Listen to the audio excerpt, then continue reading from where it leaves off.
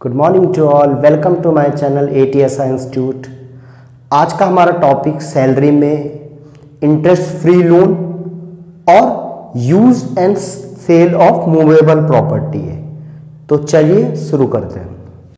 Interest free loan और concessional interest loan का मतलब यह है कि आप अपनी कंपनी से लोन ले रहे हैं, उसके बदले या तो उनको कोई भी इंटरेस्ट नहीं दे रहे, केवल प्रिंसिपल अमाउंट रीपे कर रहे हैं, या फिर मार्केट रेट से कम इंटरेस्ट पे कर रहे हैं। तो वो जो कम पे कर रहे हैं वो हो गया हमारा कंसेशनल रेट।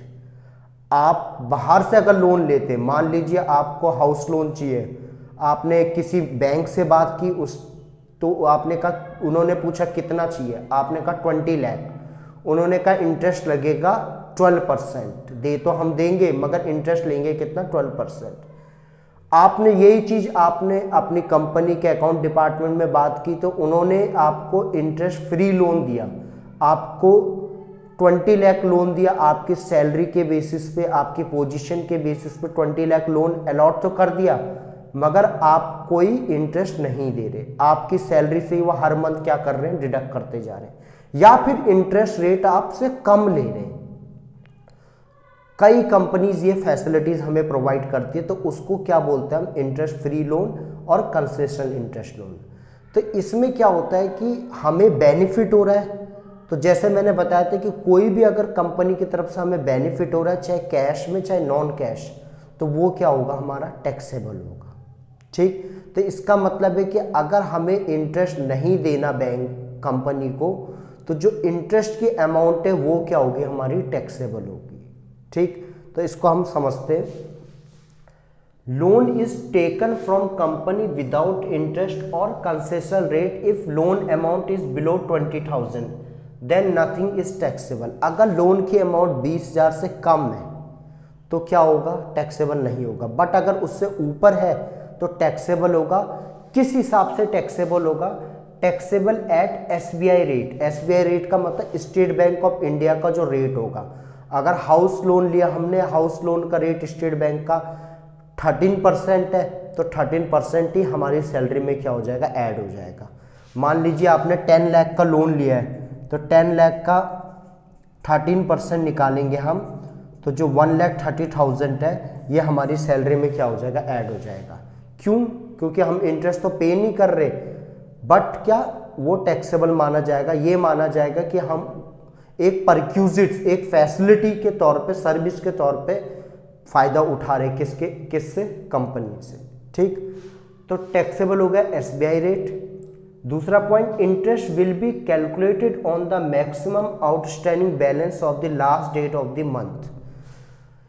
जिस मंथ का हम इंटरेस्ट कैलकुलेट कर रहे हैं, अगर उस मंथ के लास्ट डेट पे जितना भी बैलेंस पड़ा होगा हाईएस्ट, उस पे क्या होगा, टैक्सेबल होगा। ठीक, इसे हम एक इलस्ट्रेशन के थ्रू समझते हैं। मान लीजिए आपने 1 अप्रैल को लोन लिया 40,000, अपनी कंपनी से लोन लिया, 20,000 से ऊपर है, 40,000 लिया आपने, और उसको आपने उसमें से रीपे किया 30 अप्रैल को 10,000। 30 अप्रैल को 10,000 रीपे किया, तो उस दिन बैलेंस कितना बचा आपका लोन 30 अप्रैल को, 30,000। तो आप ये मत सोचना कि इंटरेस्ट 30,000 पे लगेगा।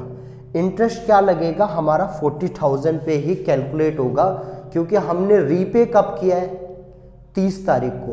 तो जो मैक्सिमम आउटस्टैंडिंग बैलेंस जो था हमारा 30 को पहले कितना था, 40,000, और फिर 10,000 कम होके कितना बच गया हमारा, 30,000। मगर वो दोनों जो चीजें हुई है वो कब हुई है, हमारी 30 अप्रैल को हुई है। तो इसका मतलब टैक्सेबल क्या होगा, 40,000। ठीक, मतलब 40,000 का ही हम इंटरेस्ट कैलकुलेट करेंगे।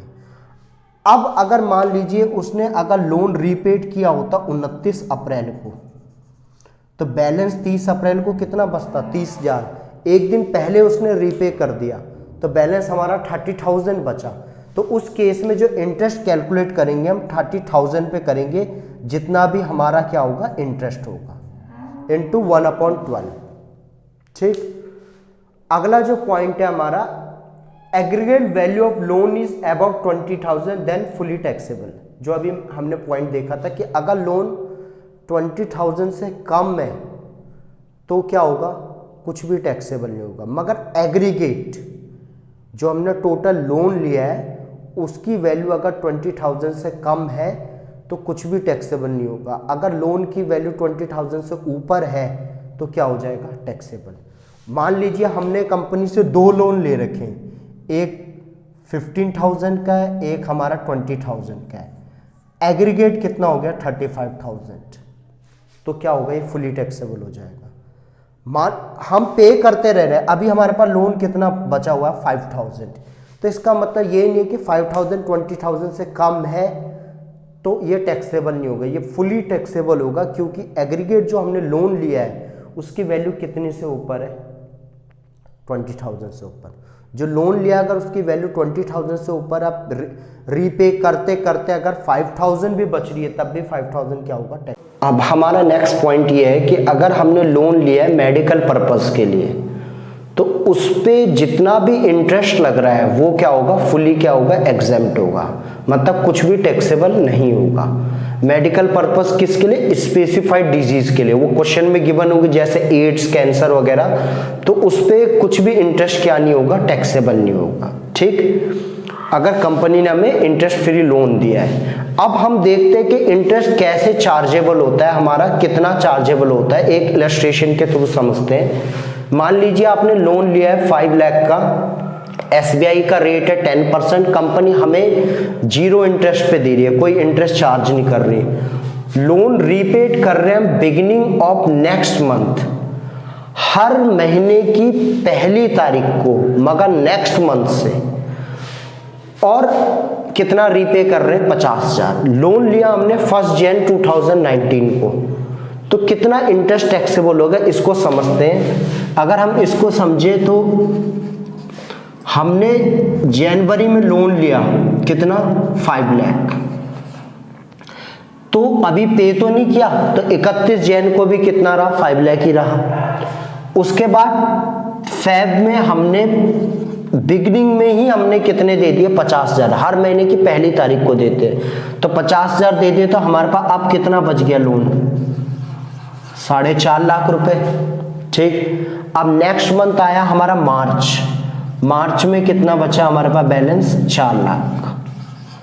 तो हमने इनका टोटल कर देना है, 5 4 9 9 और 4 कितना होगा, 13 लाख 50,000 इंटू कितने परसेंट इंटरेस्ट, 10% इंटू 1/12। ठीक, ये वो केस है जिसमें हम लोन क्या कर रहे हैं, नेक्स्ट मंथ से क्या कर रहे हैं, पे कर रहे हैं। नेक्स्ट मंथ के बिगिनिंग में लोन हमने जैन में लिया, मगर पे उसे कर रहा हूं फेब, तो फेब मार्च अप्रैल चलता रहेगा, मगर हमारा मार्च 2019 क्या हो जाता है, ईयर एंड हो जाता है, इसलिए हम यहीं तक कैलकुलेट करेंगे, बाकी क्या होगा नेक्स्ट फाइनेंशियल ईयर में कैलकुलेट होगा। ठीक, अब दूसरा पॉइंट ये है कि अगर लोन क्या करते हैं, हम रीपेड कर रहे हैं एंड ऑफ सेम मंथ, उसी मंथ के एंड में 50,000, जिस मंथ हमने लोन लिया उसी मंथ के एंड में हम क्या कर रहे हैं, लोन को क्या कर दे रहे हैं, वापस दे दे रहे हैं। तो लोन हम 50,000 वापस दे रहे, तो हमारे पास जो 31 जनवरी को लोन पड़ा हुआ है वो 5 लाख था, मगर 50,000 हमने उसी महीने दे दिया, तो बैलेंस क्या बच गया हमारे पास, 4,50,000। फेब में 4 लाख, मार्च में 3,50,000। तो इसका टोटल करेंगे हम तो 4 8 और ये हो गया 12 लाख। तो 12 लाख का इंटरेस्ट 10% इंटू 1/12। तो इन दोनों इंटरेस्ट को हम क्या करेंगे, कैलकुलेट करेंगे। ठीक है,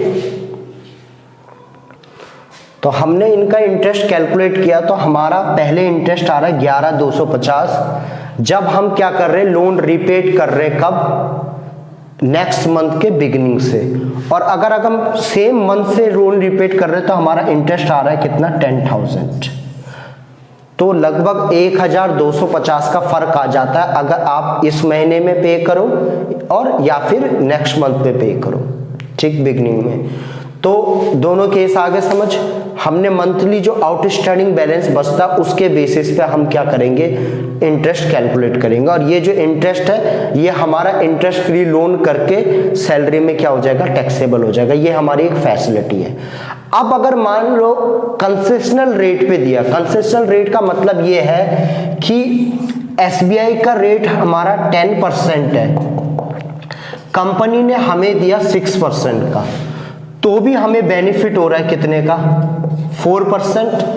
तो टैक्सेबल क्या हो जाएगा, 4% हो जाएगा, ठीक है। 4% मतलब जहां जहां आपको 10% दिख रहा था वहां क्या ऐड कर दोगे आप, 4% ऐड कर दोगे, ठीक। अब आगे जो है हमारा नेक्स्ट पॉइंट कि अगर वो लोन रीपे कर रहा ही नहीं है, अभी उसने लोन लिया 1 अक्टूबर 2019 में 5 लाख का, और अभी उसने रीपे नहीं किया कुछ भी, और इंटरेस्ट हमारा एसबीआई का रेट 10% है और कंपनी हमें दे रही है कितने पे, 6% पे, तो टैक्सेबल आपको पता है 4% होगा। तो उस केस में हम इंटरेस्ट कैलकुलेट कैसे करेंगे, इंटरेस्ट ऑन लोन जो हमारा है 5 लाख इंटू टैक्सेबल कितना 4%, 4/100 इंटू कितने मंथ पेंडिंग है, जो रिमेनिंग मंथ है उस पर हम क्या करेंगे, उसे कैलकुलेट करेंगे।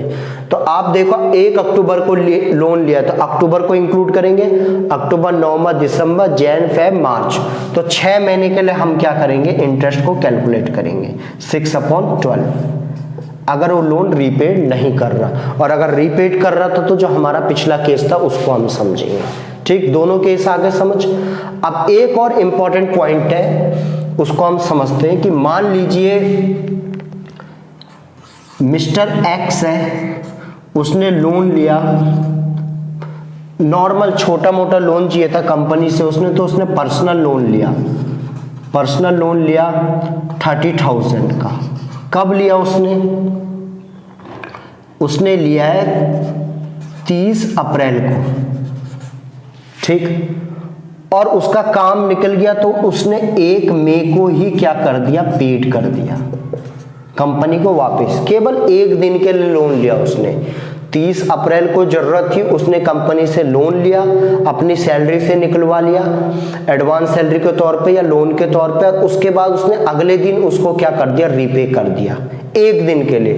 तो उस केस में क्या होगा, मंथ के लास्ट में जो आउटस्टैंडिंग बैलेंस है वो कितना है, 30,000, तो इसलिए इंटरेस्ट चार्जेबल होगा 30,000 इंटू 1/12 इंटू में जितना भी इंटरेस्ट है, मान लो 10% है तो 10%, तो ये इंटरेस्ट चार्जेबल होगा उसके लिए, क्योंकि उसने 1 दिन के लिए लोन लिया है मगर मंथ एंड में आउटस्टैंडिंग बैलेंस पड़ा हुआ है लोन का। अब ऐसे ही सेकंड केस लेके चलते हैं, मिस्टर वाई है, उसने लोन लिया 30,000 का ही सेम 1 अप्रैल को, ठीक है, और 29 अप्रैल को उसने क्या कर दिया, रीपे कर दिया। पूरे महीने उठाया उसने फायदा, 1 अप्रैल को लोन लिया और 29 अप्रैल को क्या कर दिया उसने, रीपे कर दिया 1 दिन पहले ही। तो 30 तारीख को कोई भी लोन पेंडिंग नहीं है, तो इसलिए उसका इंटरेस्ट क्या होगा, निल। जो इंटरेस्ट टैक्सेबल होगा वो क्या होगा, 0, ठीक। इंटरेस्ट कैलकुलेट ही नहीं होगा क्योंकि लास्ट डे को जो मैक्सिमम आउटस्टैंडिंग बैलेंस है वो कितना हमारा निल है, ठीक। तो एक छोटा सा टॉपिक है, हमें बस ये ध्यान रखना है कि लोन कब पे कर रहा है या किस तरीके से पे कर रहा है, कंपनी कंसेशनल रेट पे दे रही है। Use and sale of movable assets, तो आप जानते हो मूवेबल एसेट किसे कहते हैं, जिसको हम एक जगह से दूसरी जगह मूव कर सकते हैं। तो कई बार कंपनी हमें मूवेबल एसेट यूज करने के लिए देती है, जैसे हमने last topic rent free accommodation में देखा था कि हमें फर्नीचर दे रही थी, तो जो फर्नीचर वगैरह वही सब क्या हमारा मूवेबल एसेट्स है। तो उसका ट्रीटमेंट क्या था हमारा कि अगर फर्नीचर हमें कंपनी क्या कर रही है, यूज ऑफ मूवेबल एसेट्स, अगर हम कंपनी की मूवेबल एसेट्स यूज कर रहे हैं, क्या मूवेबल एसेट, मान लीजिए कोई भी फर्नीचर, एसी, टीवी वगैरह कुछ भी ले लीजिए, अगर कंपनी ने वो परचेज किया है और तब हमें दिया है, अगर मान लो कंपनी ने एक एसी लिया है 40,000 का, तब हमें यूज करने के लिए दिया है, तो हम पूरे फाइनेंस जो प्रीवियस ईयर है हमारा, प्रीवियस ईयर कौन सा, 1920, 1 अप्रैल 2019 टू 31 मार्च 2020, पूरे साल हमने उसको क्या किया, यूज किया। एसी लगा दिया कंपनी ने, हम उसको क्या कर रहे हैं, यूज कर रहे हैं। तो उस समय कंपनी ने कितने का परचेज किया था एसी, 50,000, तो टैक्सेबल क्या होगा, 10% ऑफ एसी। जो एसी की कॉस्ट है उसका कितना टैक्सेबल हो जाएगा, 10%, क्योंकि हम एक परक्यूजिट बेनिफिट उठा रहे हैं कंपनी की तरफ से, तो जितने की भी एसेट होगी उसका 10% क्या होगा, हमारी सैलरी में क्या होगा, ऐड हो जाएगा। ठीक।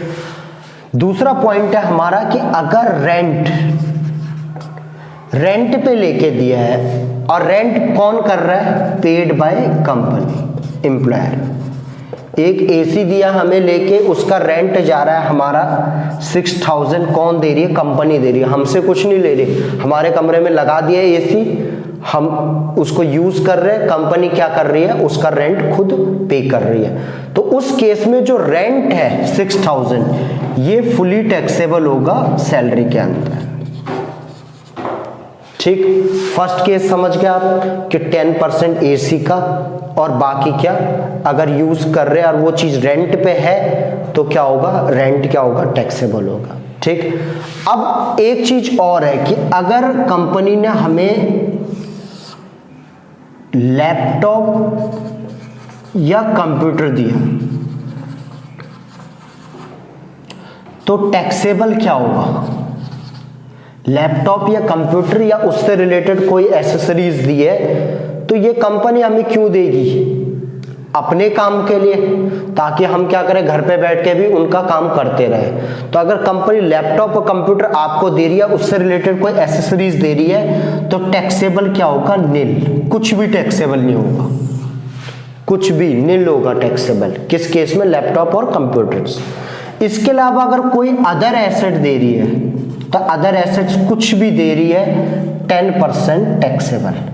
अगर कंपनी ने आपको एक कार भी दे दी यूज करने के लिए, कार की कॉस्ट है 6 लाख, तो 6 लाख का 10% 60,000 आपकी सैलरी में ऐड होगा, क्योंकि आप उस कार को क्या कर रहे हो, यूज कर रहे हो गया क्लियर, इतना सा पॉइंट है। बट टैक्सेबल होगा अगर आपने यूज किया उसे 1 अप्रैल 19 टू 31 मार्च 2020। अगर आपने 6 महीने यूज किया तो 6 महीने के लिए क्या होगा, टैक्सेबल। तो इसको अभी हम इलस्ट्रेशन के थ्रू समझेंगे।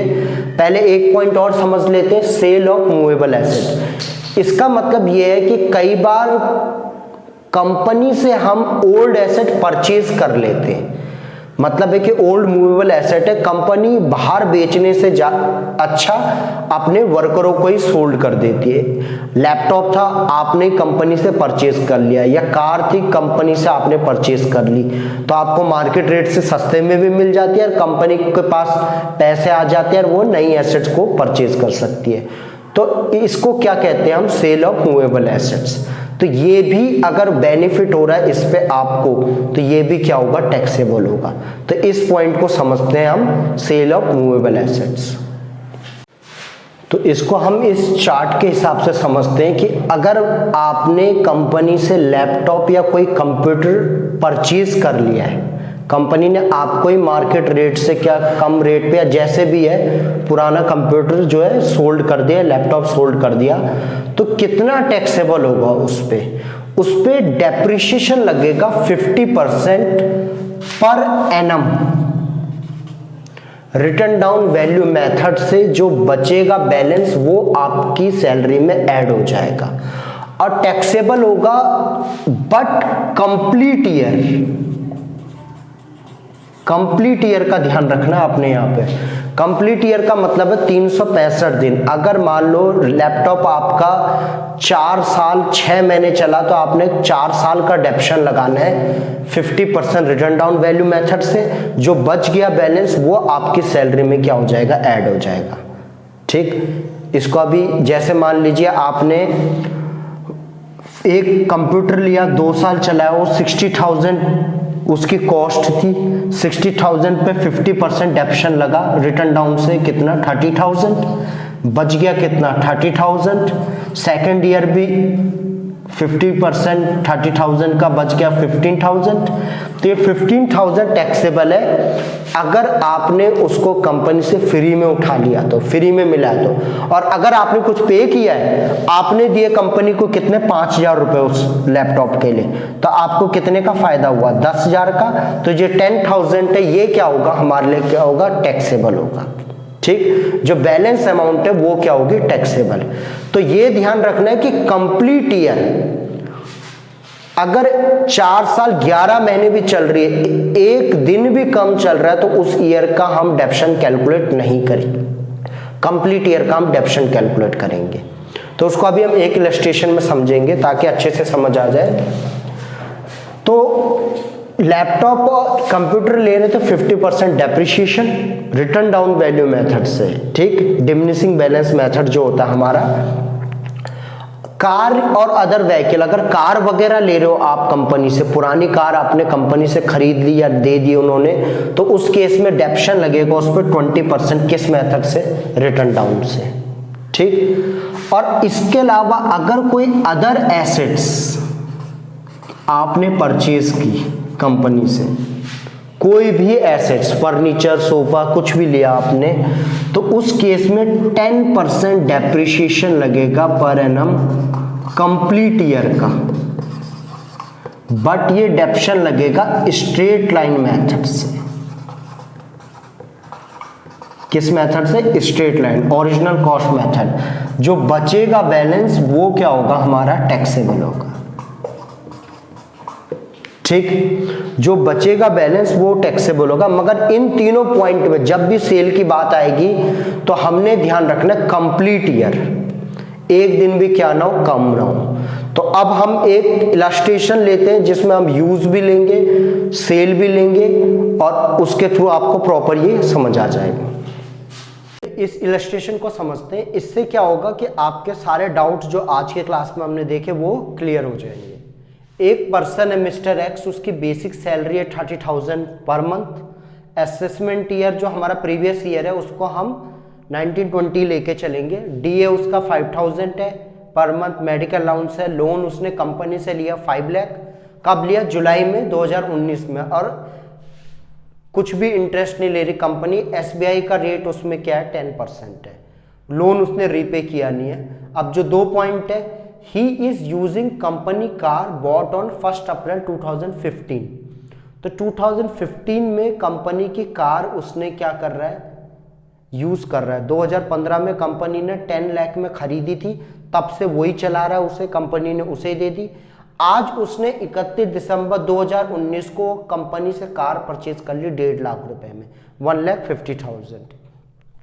दूसरा पॉइंट है, he is also using laptop given by company। Company ने उसे एक लैपटॉप भी दे रखा है जो 1 अक्टूबर 2017 में 80,000 का परचेज किया था कंपनी ने। और ये लैपटॉप भी वो यूज कर रहा था और ये भी उसने 31 दिसंबर को क्या कर लिया, कंपनी से परचेज कर लिया। कितने में, 10,000। तो एक एक पॉइंट को समझते हैं। सबसे पहले हम क्या लेंगे, बेसिक सैलरी। तो बेसिक सैलरी हमारी कितनी है, 30,000, वो टैक्सेबल होगी। पर मंथ 30,000 है तो पर एनम कितनी हो गई, 3,60,000। दूसरा जो हमारा डीएनएस अलाउंस, तो डीएनएस अलाउंस 5,000 है तो एनुअल कितना हो गया, 60,000। मेडिकल अलाउंस भी मिल रहा है उसे, ये भी फुली टैक्सेबल होता है, 2,000 पर मंथ है तो 24,000। अब इंटरेस्ट फ्री लोन, कंपनी ने जो उसे लोन दिया है वो दिया है उसे 5 लाख का 1 जुलाई को, मगर अभी उसने कुछ भी रीपे नहीं किया है। तो इस केस में जो आउटस्टैंडिंग मंथ बचे, पेंडिंग मंथ, मतलब 5 लाख इंटू इंटरेस्ट कितना टैक्सेबल होगा, 10%, क्योंकि कोई भी कंसेशनल रेट नहीं है, और 1 जुलाई को उसने लोन लिया है, तो कितने मंथ होते हैं हमारे मार्च तक? 9 मंथ इंटू 9/12 करेंगे तो जो हमारा आएगा वो इंटरेस्ट क्या हो जाएगा, कैलकुलेट होगा, वो आएगा हमारा 37,500, 37,500। ये हो गया इंटरेस्ट फ्री लोन का।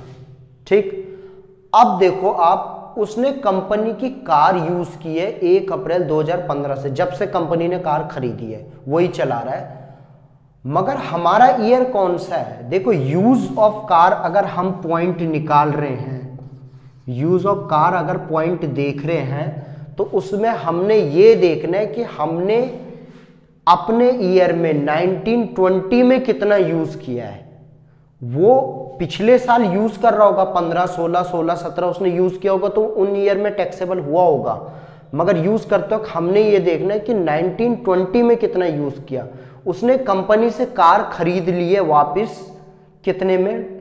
31 दिसंबर। तो इसका मतलब है कि उसने यूज केवल कितना किया? 9 महीने किया इस ईयर में। तो इसलिए हम यूज ऑफ कार में, जो यूज ऑफ एसेट था हमारा, कितने की कार है? 10 लाख इंटू कितना?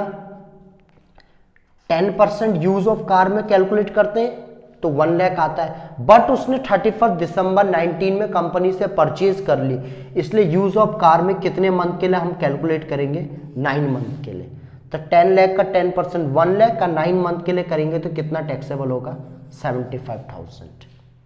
हो गया पॉइंट क्लियर कि यूज में हमें क्या देखना है कि कितने मंथ हमने क्या किया, उसका यूज किया अपने ईयर में, जो प्रीवियस ईयर है उसमें कितने मंथ यूज किया है। अब सेल ऑफ कार या परचेज ऑफ कार, जो कंपनी ने हमें कार बेची है वो भी तो टैक्सेबल होगा, मगर उस पर मैंने जो आपको अभी टेबल में बताया था कि टैक्सेबल होता है कार के केस में कितना, कार पे डेप्शन लगता है 20% रिटर्न डाउन वैल्यू मेथड से, बट कंप्लीट ईयर का होना जरूरी है। तो अब हम ये देखते हैं कि कितने ईयर कंप्लीट हो रहे हैं, यहां पे चेक करते हैं हम इसको। देखिए, अप्रैल 15 में परचेज किए, तो 15 से मार्च 16 कंप्लीट हो गया, 16 से 17 कंप्लीट, 17 से 18 और 18 से 19, और उसके बाद 19 से 20 नहीं हो रहा क्योंकि उसने दिसंबर में परचेज कर लिया। तो इसका मतलब कंप्लीट कितने ईयर चल रही है कार? 4 साल जो है कंपनी के पास थी कार जिसे हम यूज कर रहे थे, इसलिए 4 साल 9 महीने हमने यूज किए, या 4 साल 9 महीने कंपनी ने कार को अपने पास रखा है। तो इसका मतलब हम डेप्शन केवल कितने ईयर का निकालेंगे? 4 ईयर का, क्योंकि कंप्लीट ईयर कितने हो रहे हैं? 4। जब भी हम सेल ऑफ कार कैलकुलेट करेंगे तो उसके लिए हमें पहले ये देखना है कि कब कार खरीदी थी और कब कार बेची है, उसके बीच जो भी जितने भी कंप्लीट ईयर हो रहे केवल हमने वो लेके चलना है। तो अभी कंप्लीट ईयर हमें पता लग गया कि कितने? 4 साल है। तो हम क्या करेंगे? 4 ईयर का डेप्रिसिएशन कैलकुलेट करेंगे। तो 4 ईयर का अगर हम डेप्शन कैलकुलेट करते हैं तो वैल्यू ऑफ कार कितने की थी? 10 लाख की। डेप्शन कितना बोला मैंने? 20%। तो अप्रैल 15 से 16 तक डेप्शन लगा 2 लाख, तो बच गया हमारा कितना? 8 लाख। ये कब बच गई? 1 अप्रैल 2016 में। फिर 31 मार्च 2017, 17 में 8 लाख पे लगेगा क्योंकि रिटर्न डाउन था, तो 1,60,000, तो बच गया हमारा कितना? 6,40,000। फिर ये कब बचा हमारे पास बैलेंस? 2017 में। उसके बाद हमारे पास 31 मार्च 2018, तो 6,40,000 का 20% वो होता है हमारा 1,28,000 आया। 1,28,000 640 में से 128,000 लेस करेंगे तो हमारे पास बचता है 1 अप्रैल 2018 को 5,12,000, 5,12,000। फिर डेप्शन लगेगा 31 मार्च 2019 को, तो वो हमारा आया 1,02,400। तो जो हमारे पास इसको लेस करने के बाद जो बैलेंस बचेगा वो आएगा हमारा 4,09,600। तो इसका मतलब 4 ईयर का हमने डेप्शन कैलकुलेट करना, डेप्शन कैलकुलेट करना आता है आपको। तो जो बैलेंस बच रहा है हमारे पास 1 अप्रैल 2019 को 4 साल कंप्लीट होने के बाद 4,09,600। तो 4,09,600 की कार टैक्सेबल हो जाएगी हमारे लिए, बट हमने वो कार फ्री में नहीं ली है, हमने वो कार कितने में ली है कंपनी से, 1,50,000। तो जो अमाउंट पे की है कंपनी को उसे क्या कर देंगे हम, लेस कर देंगे। तो 4 लाख में से 150 जाते तो आपको पता 250, तो ये बैलेंस कितना बच गया, 2,59,600। ठीक, पॉइंट क्लियर। हमने कंप्लीट ईयर का क्या लिया, डेप्रिसिएशन लिया। अब अगला पॉइंट जो है हमारा वो है, वो कंपनी का लैपटॉप भी यूज कर रहा है जो कंपनी ने 2017 में खरीदा था। अब मैंने आपको बताया था लैपटॉप और कंप्यूटर अगर वो यूज कर रहा है तो कुछ भी क्या नहीं होगा, टैक्सेबल नहीं होगा। तो मतलब यूज से तो हमें कोई मतलब नहीं है, बट उसने कंपनी से वो लैपटॉप कितने में खरीद लिया, 10,000 में खरीद लिया 31 दिसंबर 2019 में। कंपनी ने परचेज कब किया था उसे, 1 अक्टूबर 2017 में। अब उसने कंपनी से 31 दिसंबर 2019 में परचेज कर लिया। तो अक्टूबर से हम डेट ईयर देखेंगे 17 से 18, 18 से 19, मतलब 2 साल और 2 महीने कंप्लीट हो रहे हैं। तो इसका मतलब कंप्लीट ईयर कितने, 2 साल। तो सेल ऑफ लैपटॉप इसको हम कैलकुलेट करेंगे, मगर लैपटॉप के लिए मैंने डेप्शन आपको बताया था कितना लगता है हमारा, कितने की कॉस्ट थी लैपटॉप की, 80,000। कंप्लीट ईयर 1 अक्टूबर 2017 जो है 1 अक्टूबर 80,000 है, उस पर डेप्शन लगेगा फर्स्ट ईयर का 50%, कितना बचा हो, 40,000। तो 40,000 हमारे पास बच गया 1 अक्टूबर 2018 में, 1 अक्टूबर। उसके बाद डेप्शन लगेगा हमारा सेकंड ईयर का 40,000 पे 20,000, बैलेंस कितना बचा, 20,000। तो ये 1 अक्टूबर 2019, मतलब है कि कंप्लीट 2 ईयर का डेप्शन हमारा कितना है, 20,000 बैलेंस बच रहा है आज हमारे पास। और ये 20,000 वाला लैपटॉप हमें कितने में मिल गया, 10,000 में। तो हमें फायदा कितने का हुआ, 10,000 का।